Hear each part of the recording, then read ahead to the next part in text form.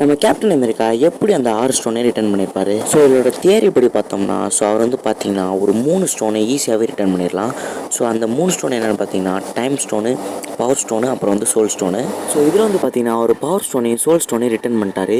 So அப்போ வந்து time ஸ்டோனை வச்சு மீதி 3 ஸ்டோன்ஸை வந்து டைம் ஸ்டோனை யூஸ் பண்ணி அந்த 3 ஸ்டோனும் அதுக்கு முன்னாடி இந்த ஃபார்முக்கு அதை மாற்றி ஈஸியாக ரிட்டர்ன் பண்ணிடலாம். ஸோ இது ஈஸி கிடையாது, ரொம்ப கஷ்டம் தான். அதுக்கப்புறம் டைம் ஸ்டோனை ரிட்டர்ன் பண்ணிடலாம். ஸோ இதனால் எந்த ஒரு டைம் லைன்லையும் எந்த ஒரு பாதிப்பும் ஏற்படாது.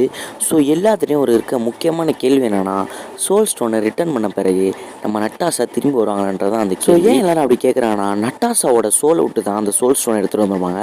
ஸோ இப்போ அந்த சோல் ஸ்டோனை கொடுத்துட்டா திரும்பி நட்டாசா வருவாங்கன்னு கேட்டிங்கன்னா, ஸோ கண்டிப்பாக வரமாட்டாங்க. ஏன்னா அவர் அப்போயே நம்ம ரெட் ஸ்கல் சொல்லியிருப்பார், ஒரு சோலுக்கு ஒரு சோல் தான். ஸோ நட்டாசாவோட சோல் தான் நம்ம இப்போ சோல் ஸ்டோனாக இருக்குது. ஸோ அதனால் நட்டாசா கண்டிப்பாக திரும்ப வரும். இதோட இந்த வீடியோ அவ்வளோதான். இந்த வீடியோ பிடிச்சிருந்தா மறக்காமல் நம்ம சேனல் சப்ஸ்கிரைப் பண்ணி இந்த வீடியோ லைக் பண்ணுங்கள். ஸோ இதுக்கப்புறம் என்னோட நல்ல வீடியோ செஞ்சு